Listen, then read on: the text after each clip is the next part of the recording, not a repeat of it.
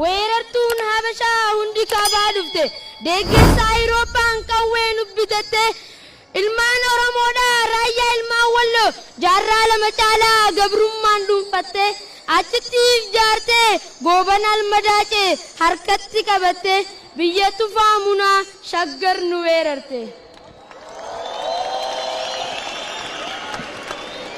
biyya tufaa munaa shaggar nu weerarte gocha suukanneessaa hortee gullalleedhaa irratti raawwatte joonosaayidii duguggaa shanyiidhaa nurratti raawwatte. gaafas nu cabsitee finfinnee qabatte maqaa finfinneedhaa Addis Ababaa baafte Bishooftuuf Adaamaa hundaa'uu jijjiirte.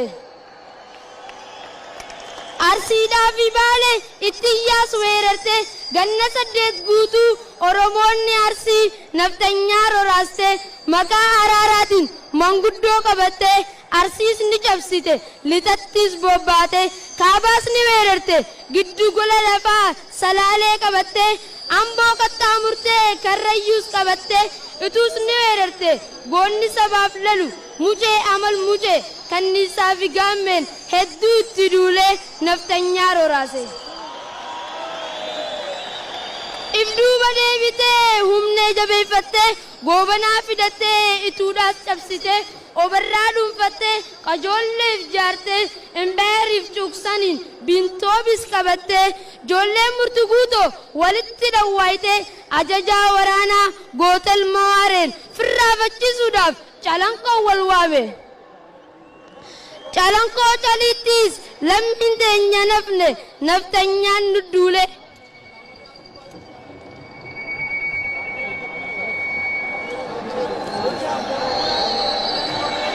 Naftanyaan nu duule lafee abbootii keenyaa akka karaa bonaa rafarlaa hortuule.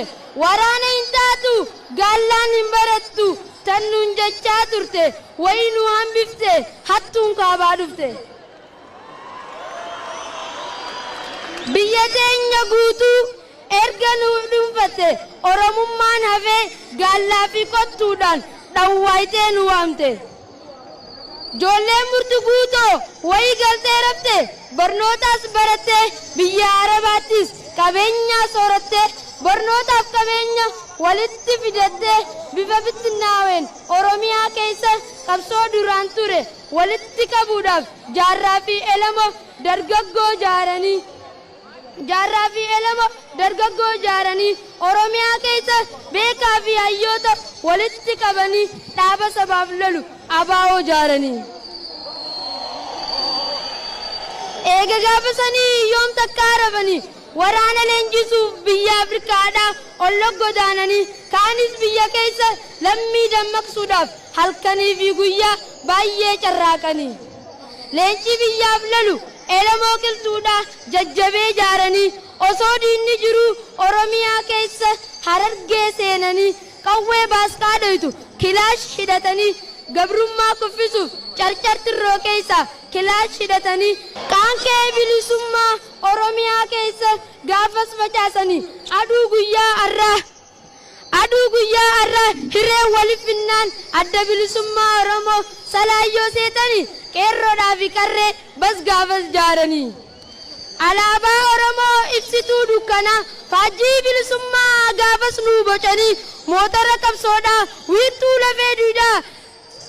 lafee duudaa soyoom jalaa hafte harmee Oromiyaa biyya fi falmachuuf shamarree jaaranii hayyu duree dhaabaa jaal magarsaa barii isaan durfamanii qabsoo uwwisanii kiyyoonfattuu habashaa garaa rooraasanii. Waajjira banachuuf karaa Maqdishoodhaa imala baatanii gammoojjii Shinyiigaa shiftaa Somaaliitiin hunduu qabamanii amantiidhaan qooduun adda babaasanii saba koo dhageessee jecha jaalleewwanii amantii fi kutaan gargar nun baaftanii dhumnus bakka takka jiraannus waliini jechuun dhaadatanii osoo adda nafin boolla takka keessa shiftaadhaan dhumanii. Waa'ee tokkummaadhaa buurri isaanii al tokko lammii koo Oromoo haa yaadannu jaalleen wareeganii daqiiquma takkaaf yaadannoo sammuudha akka nu gootanii.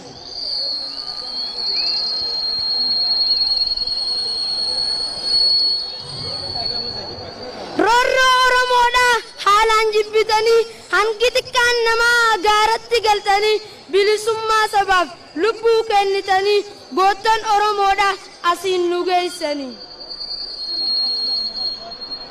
Yaa Elemoo Qilxuu, yaa Laggasaa Wagii, yaa Maammoo Muzammil, yaa Taaddasaa Birruu, qabsoon teessan haqa galma ga'uun ooltu. Roorroo duraaniitiifuu garaan nu gubate arrallee hin dhiifne shira duraan barte. Ija Oromoodha, motora qabsoodha, xiinxalaa siyaasaa obbo Jawaar Mohaammed ajjeesuudhaaf jecha manatti itti dhayite qabsoo qeerroon gooteen.